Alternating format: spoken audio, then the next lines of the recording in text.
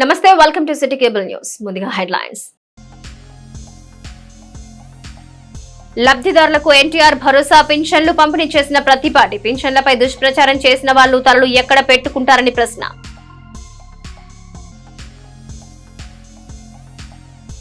నందమూరి నటసింహం 50 ఏళ్ల సినీ ప్రస్థానం cake cut చేసి బాలకృష్ణకు శుభాకాంక్షలు తెలిపిన ప్రతిపాటి.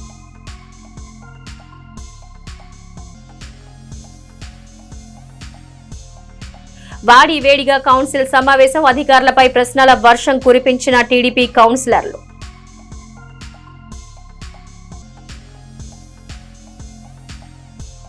ప్రాథమిక ఆరోగ్య కేంద్రంలో వ్యక్తి మృతి, అనుమానాస్పద మృతిగా కేసు నమోదు చేసిన పోలీసులు.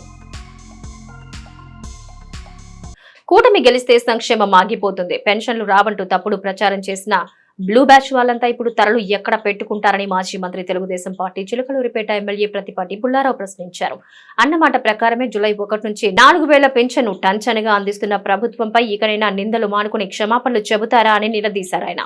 సెప్టెంబర్ 1 ఆదివారం కావడంతో ఆగస్టు 31నే పింఛను అందించామని ముఖ్యమంత్రి చంద్రబాబు ఆదేశించడం, ఆ మేరకు సచివాలయ సిబ్బందితోనే స్వల్ప వ్యవధిలోనే పింఛన్లు పంపిణీ పూర్తి చేయడం తమ ప్రభుత్వం చిత్తశుద్ధికి నిదర్శనమన్నారు.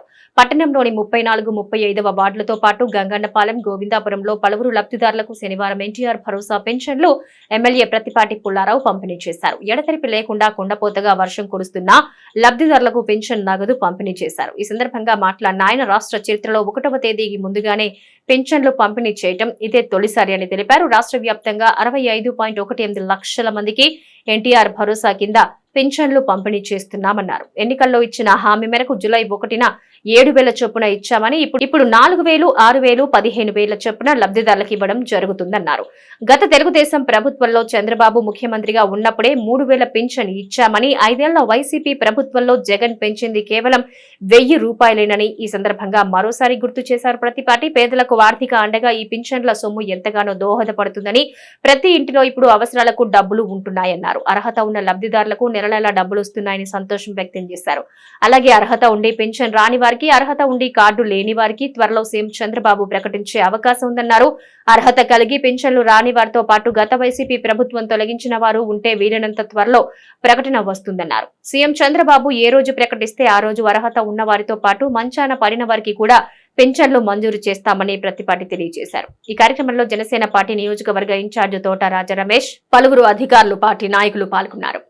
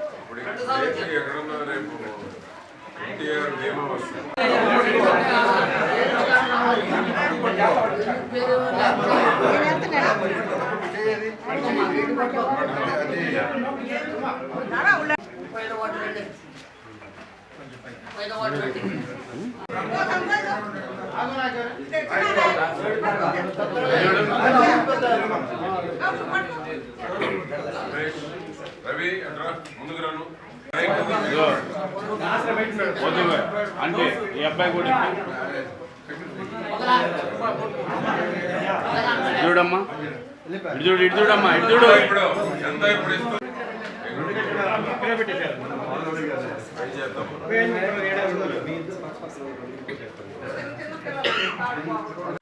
పక్కమ్మా చూడమ్మా,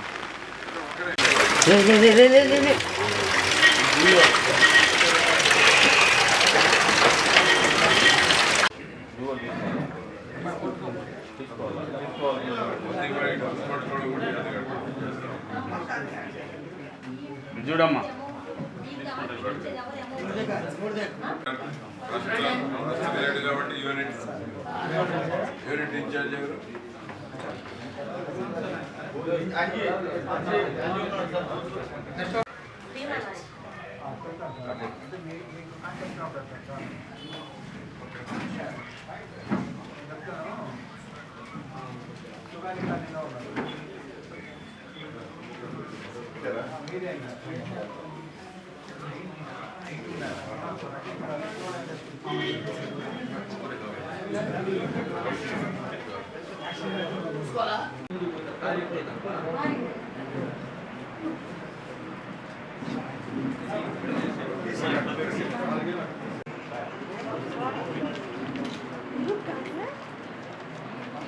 చూడన్నా పట్టుకో చూడు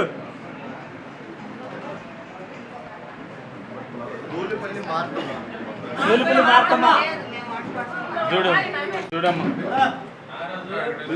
చూడు చూడు ఓకే సార్ 24 మందికి సుమారు అమౌంట్ 23,63,500 రూపాయలు ఒక గోవిందపురం గ్రామానికి పంపిణీ చేస్తున్నాము. దాంట్లో 6,000 రూపాయలు 53 మందికి 6,000 ఇస్తున్నాం. 15,000 ఏమైనా ఉన్నాయా? లేవు కదా. 53 మందికి 6,000 రూపాయలు, మిగతా 521 మందికి 4,000 రూపాయలు, మొత్తం 574 మందికి ఇస్తున్నాం. గోవిందపురంలో రాష్ట్ర వ్యాప్తంగా 65,18,496 మందికి ఇస్తున్నాం. జూలై 1న 7,000 ఇచ్చాం. ఇప్పుడు 4,000, 6,000, 15,000 ఇవ్వటం జరుగుతూ ఉంది. చంద్రబాబు గారి ప్రభుత్వంలోనే, చంద్రబాబు గారు ముఖ్యమంత్రిగా ఉన్నప్పుడే 3,000, జగన్మోహన్ రెడ్డి 5 ఏళ్ళు ఉంటే పెంచింది మొత్తం 1,000 రూపాయలు. మొత్తం మీద పెంచింది 1,000 రూపాయలు జగన్మోహన్ రెడ్డి. మొత్తం 4,000లో 3,000 రూపాయలు పెంచిన ఘనత చంద్రబాబు గారిది. తెలుగుదేశం ప్రభుత్వం, ఇప్పుడు కూటమి ప్రభుత్వం. ఆ విధంగా ఈరోజు 4,000 రూపాయల పెన్షన్ ప్రతి నెల కూటమి ప్రభుత్వం ఉన్నంత కాలం ఈ గ్రామానికి 23 లక్షల చిల్లర ప్రతి నెల రావటం జరుగుతుంది. ఊళ్ళో ఆర్థికంగా ఇబ్బందులు లేకుండా ప్రతి ఇంట్లో డబ్బులు ఉన్నాయి. ఇంతకుముందు డబ్బులు ఉండేవి కావు. 574 మంది అంటే ఊళ్ళో ఉన్న కుటుంబాలు ఎన్ని? ప్రతి కుటుంబానికి దాదాపు వచ్చినట్టే. ఎన్ని కుటుంబాలు మొత్తం ఇక్కడ హౌస్ హోల్డ్ ఎన్ని? ఈ ఊరు ఆ ఊరేది? ఈ ఊరు వరకు 574. దాదాపు ఎక్కడో ఒక ఇల్లు జారిపోయి ఉంటుందేమో కానీ అర్హత లేని వాళ్ళు దాదాపు అందరికి వచ్చినట్టే. ప్రతి ఇంట్లోకి నెల నెల డబ్బులు వస్తున్నట్టు లెక్క. ఆ విధంగా మన వెంకటేశ్వర్లు, గుత్తా వెంకటేశ్వర్లు, ఈ గ్రామం ఎక్కడ కూడా విభేదాలు లేకుండా వెంకటేశ్వర్ల నాయకత్వంలో తెలుగుదేశం పార్టీ ఎన్ని కష్టాలున్నా, ఎన్ని ఇబ్బందులున్నా పార్టీని చెక్కు చెదరకుండా తీసుకొచ్చినటువంటి ఏకైక నాయకుడు. ఎన్నో ఇబ్బందులు పడ్డాడు, అయినా పార్టీని భుజస్కంధాల మీద వేసుకొని గత 5 ఏళ్లలో ఎన్ని ఇబ్బందులు పెట్టినా వెనకడుగు వేయకుండా పార్టీని ముందుకు తీసుకెళ్లినటువంటి ఘనత గుత్తా వెంకటేశ్వర్ది గోవిందపురంలో. ఈ పెన్షన్ పంపిణీకి ఇచ్చేసినటువంటి మీ అందరికీ పేరు పేరున, మళ్ళా రాని పెన్షన్ల వాళ్ళు ఎవరైనా అర్హత ఉండి రాని వాళ్ళకి, అర్హత ఉండి కార్డు లేని వారికి త్వరలో ప్రభుత్వం చంద్రబాబు గారు ప్రకటించే అవకాశం ఉంది. వీలైనంత త్వరలో అర్హత ఉండి పెన్షన్ రాని వాళ్ళు, లేకపోతే గత పాలకులు తీసేసిన వాళ్ళు ఉంటే వీలైనంత త్వరలో ప్రకటన వస్తుందని ఎదురు చూస్తున్నాము. చంద్రబాబు గారు ఏ రోజు ప్రకటిస్తే ఆ రోజు అర్హత ఉన్నటువంటి వాళ్ళకి, ఎవడైనా మంచాన పడి ఉన్నటువంటి వాళ్ళకు కూడా మన వెంకటేశ్వర నాయకత్వంలో గోవిందపురంలో పంపిణీ చేయడం జరుగుతుంది. ఆ విధంగా గోవిందపురం ఒక ప్రత్యేకమైనటువంటి గ్రామం. గోవిందపురానికి ఎంతైనా చెయ్యాలి, పార్టీని బలోపేతం చేయాలి, అన్ని రకాల అభివృద్ధి కార్యక్రమాలు కూడా చేయటం జరుగుతుందని నేను మీకు తెలియజేస్తూ ఈరోజు ఇక్కడికి విచ్చేసినటువంటి పెన్షన్దారులు కానీ పార్టీ నాయకులు కానీ అందరికీ పేరు పేరున నమస్కారం తెలియజేస్తున్నాను. జనసేన నుంచి కూడా గోవిందపురం గ్రామ ప్రజలందరికీ నా హృదయపూర్వక నమస్కారాలు. ఎన్డీఏ కూటమిలో రాష్ట్ర ముఖ్యమంత్రి వర్యులు శ్రీ నారా చంద్రబాబు గారి నేతృత్వంలో ఈరోజు ప్రతి నెల 1వ తారీఖు డేట్ మారకుండానే పేదవాళ్ళు ఎవరైతే పెన్షన్దారుల యొక్క కళ్ళల్లో ఆనందం చూడటానికి ప్రతి నెల 1వ తారీఖునే పెంచినటువంటి ఏదైతే 4,000 రూపాయలని 6,000 రూపాయలు 15,000 రూపాయలని నేరుగా గౌరవనీయులు చిలకలూరుపేట నియోజకవర్గ శాసనసభ్యులు మాజీ మంత్రివర్యులు చిలకలూరుపేట అభివృద్ధి ప్రదాత పత్తిపాటి పుల్లారావు గారు వర్షాలు సైతం లెక్క చేయకుండా ఈరోజు ప్రతి ఊరు ప్రతి వార్డు తిరిగి మీ యొక్క అందరి సమక్షంలో పెన్షన్లు ఇచ్చే క్రమంలో ఈరోజు ఇక్కడ రావడం జరిగింది.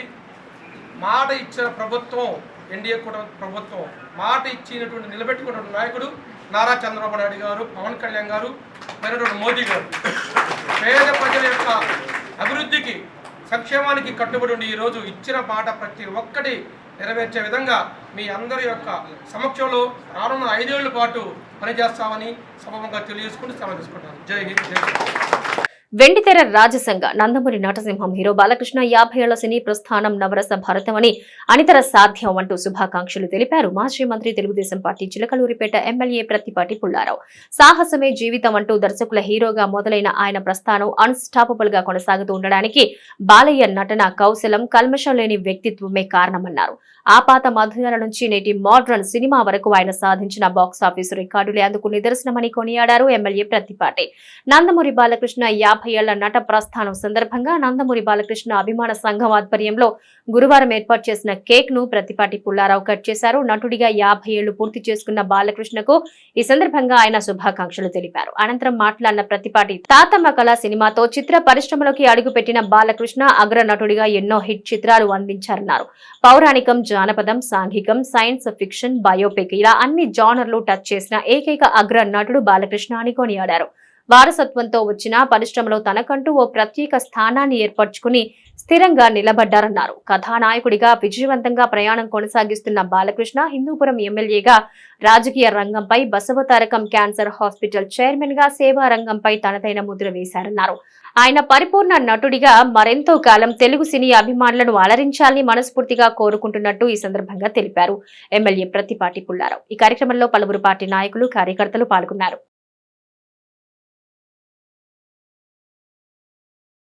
శనివారం జరిగిన చిలకలూరిపేట మున్సిపల్ సాధారణ సమావేశంలో ప్రజా సమస్యలపై టీడీపీ కౌన్సిలర్లు బేరింగ్ Moulali, Janga Sujatha, Koonala Pramila, Bitra Rajendra, Kothakumari, Rayani Haritha, municipal floor leader Ganga Srinivasarao అధికారులను నిలదీశారు.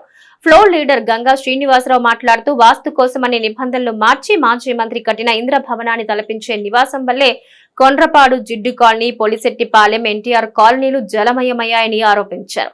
ఇదే విషయంపై గతంలో తాము అభ్యంతరం తెలిపినట్లు సమావేశం దృష్టికి తెచ్చారు. ఎవరైతే నిబంధనలు మార్చి మురుగు కాల్వలు ప్రవాహ దిశను మార్చారో ఆ టౌన్ ప్లానింగ్ అధికారులపై చర్యలు తీసుకోవాలని డిమాండ్ చేశారు.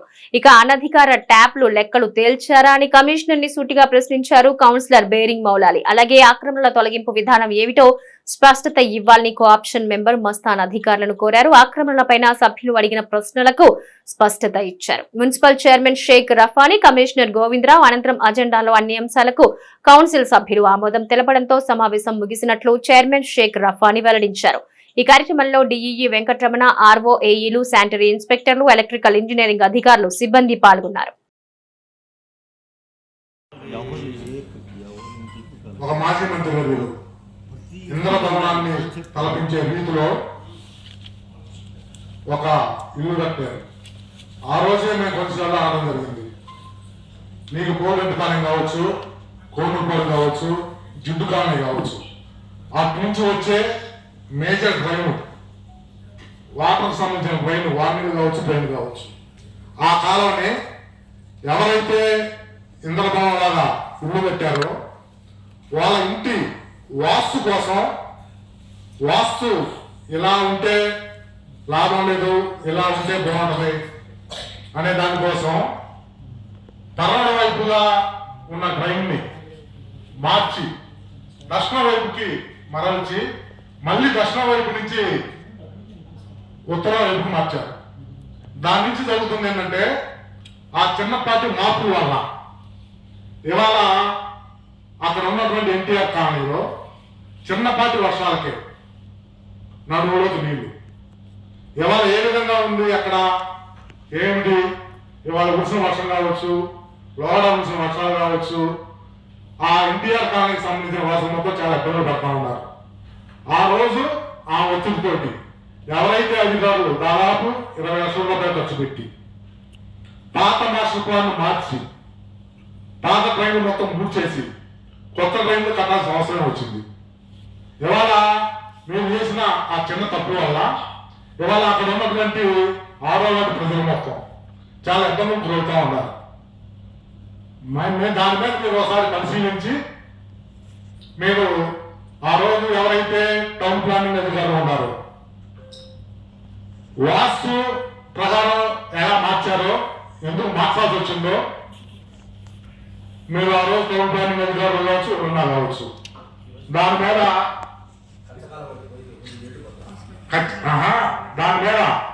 మీరు యాక్షన్ తీసుకొని దానికి అయినటువంటి ఖర్చు ఇవాళ ఎవరైతే ఆ ఇంట్లో ఉంటున్నారో మీరు ప్రజాధనం ప్రజల నుంచి వసూలు చేసిన పన్నులు చదువుతాక మున్సిపాలిటీ ప్రతి ఒక్కరూ దీంట్లో భాగస్వామి.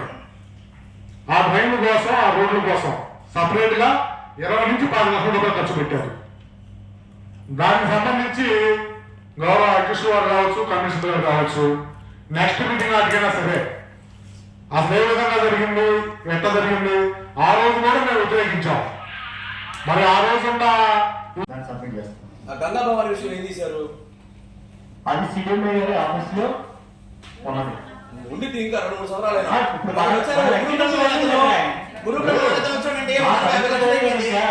అతను అయిపోయింది 40-50 లక్షలు. ఇట్లా వచ్చిన వాళ్ళు వచ్చినట్టు 40-50 లక్షలు తీసుకుంటే ఇక్కడ ఉండవు, చీపులు కూడా ఉండవు మన దగ్గర. పంపించాము, దాని మీద డెసిషన్ తీసుకోవాల్సింది సీఎం గారు తీసుకోవాలి. 15 నెలలు అయితే అయిపోయింది సార్, మేము కూడా అయిపోతాం. ప్రాసెస్ ఉంటుంది కదా, ప్రాసెస్ ఏం నడిస్తే కదా, ప్రాసెస్ ఏం నడవదు. ఇక్కడ చుట్టాల గురించి మేము మాట్లాడితే మీరు సమాధానం ఏంటి, చెప్పుకుంటూ పోతూ అయిపోయింది. అది ఏం చర్య తీసుకుంటారు మీరు? కోట్లు బడ్జెట్ కోట్లు మొత్తం పేపర్గా చేసి పెట్టుకుంటున్నారు. మనం చేసేది పని ఒకటన్నా ఉపయోగపడాలి ప్రజలకి. సమాధానం ఉండదు, ఏమో ఇక్కడ ఆ శిలాఫలకాలు పడిపోయి ఉన్నాయి. కొత్త తర్వాత సంగతి, ముందర పడిపోయిన శిలాఫలకాలు ఉంచోబెట్టండి సార్. పెద్ద కాంట్రాక్ట్లు చేస్తున్నాం మనం.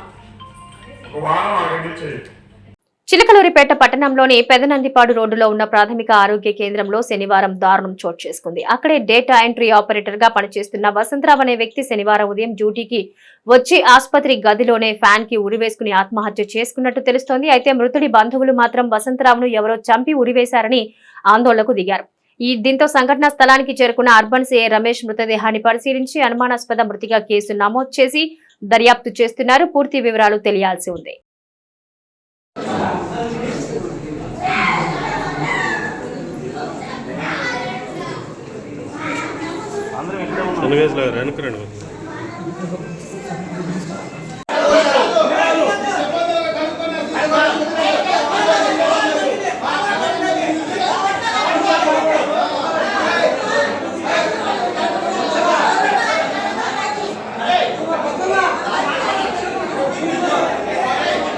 నాదెండ్ల మండలం తూబాడు గ్రామంలోని ప్రభుత్వ పాఠశాలలో ప్రధానోపాధ్యాయురాలిగా పనిచేస్తున్న డి రత్నకుమారి శుక్రవారం జరిగిన రోడ్డు ప్రమాదంలో అక్కడికక్కడే మృతి చెందింది. గుంటూరు జిల్లా పిరంగిపురంకు చెందిన ఆమె శుక్రవారం విధులు ముగించుకుని ఇంటికి స్కూటీపై వెళ్తూ ఉండగా వెనక నుంచి వచ్చిన లారీ ఆమెను బలంగా ఢీకొట్టింది.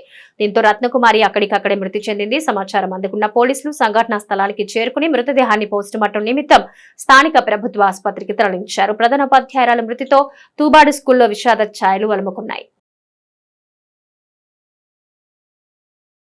చిలకలూరిపేట నియోజకవర్గం అభ్యర్థి ప్రతిపాటి పుల్లారావు అత్యధిక మెజార్టీతో గెలిచిన శుభ సందర్భంగా ఎడ్లపాడు మండలం జాలాది గ్రామం టీడీపీ శ్రేణులు తిరుమల మెట్ల పూజ మొక్కుబడి తీర్చుకునేందుకు తరలి వెళ్లారు. పార్టీ నాయకులు అల్లు ప్రసాద్ ఆధ్వర్యంలో మాజీ ఎంపీపీ కందిమళ్ల రఘురామరావు, టీడీపీ అధ్యక్షులు పిన్నింటి శ్రీమన్నారాయణతో పాటు పలువురు పార్టీ నాయకులు, కార్యకర్తలు వెళ్లారు. కృష్ణా పరివాహకంలోని ప్రాజెక్టులు నిండుకుండల్లా మారాయి. భారీ ప్రవాహం కొనసాగుతూ ఉండడంతో జూరాల జలాశయం నుంచి శ్రీశైలానికి 3.27 లక్షల క్యూసెక్కుల వరద వెళుతోంది. దీంతో ప్రాజెక్టు 9 గేట్లు ఎత్తి నీటిని కిందకు వదిలారు. ప్రస్తుతం శ్రీశైలంలో నీటి నిల్వ 215.8 టీఎంసీలుగా ఉంది. మరోవైపు నాగార్జున సాగర్ కు 2.85 లక్షల క్యూసెక్కుల ఇన్ఫ్లో ఉండగా అంతే నీటిని అధికారులు బయటకు వదులుతున్నారు.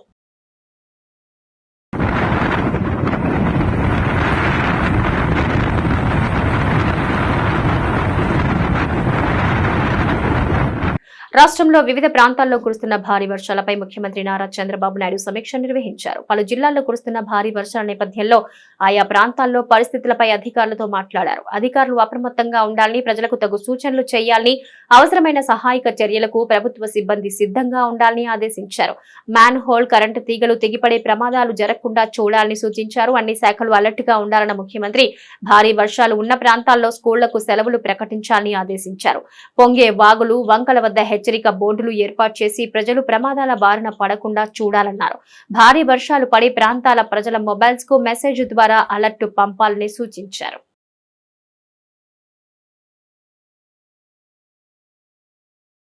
బంగాళాఖాతంలో ఏర్పడిన అల్పపీడనం కారణంగా జిల్లాలో కురుస్తున్న వర్షాలను దృష్టిలో పెట్టుకుని పల్నాడు జిల్లా ఎస్పీ కంచి శ్రీనివాసరావు పోలీసు అధికారులను, సిబ్బందిని అప్రమత్తంగా ఉండాలని ఆదేశించారు. జిల్లా వ్యాప్తంగా పోలీసు అధికారులు, సిబ్బంది అప్రమత్తంగా ఉండి రెస్క్యూ కొరకు కావలసిన అన్ని పరికరాలు దగ్గర పెట్టుకోవాలని సూచించారు. ఎస్పీ ఆఫీసులో ప్రత్యేకంగా కంట్రోల్ రూమ్ ఏర్పాటు చేయడం జరిగింది. ఫోన్ నంబర్లు 944079961884 9154880760 9154880761 9490619394 ల్యాండ్ లైన్ నంబర్ 08647229999 ఈ నంబర్లకు ఫోన్ చేసి సమస్యను తెలియచేసి తక్షణ సహాయం పొందొచ్చన్నారు. కంట్రోల్ రూమ్ 24 గంటలు పనిచేస్తుందని ఎస్పీ శ్రీనివాసరావు తెలిపారు. ఆంధ్రప్రదేశ్లో నేటి నుంచి 3 రోజుల పాటు అతి భారీ వర్షాలు కురిసే అవకాశాలున్నాయని వాతావరణ శాఖ తెలిపింది. బంగాళాఖాతంలో ఏర్పడిన అల్పపీడనం, దీనికి తోడు మరో రుతుపవన ద్రోణి ఏర్పడిందని పేర్కొంది. దీంతో ఆది సోమవారాల్లో కొన్ని జిల్లాల్లో అతి భారీ వర్షాలు, కొన్ని జిల్లాల్లో మోస్తారు వర్షాలు కురుస్తాయని వెల్లడించింది. కాగా శనివారం పలు జిల్లాల్లో మోస్తారు నుంచి భారీ వర్షాలు నమోదయ్యాయి.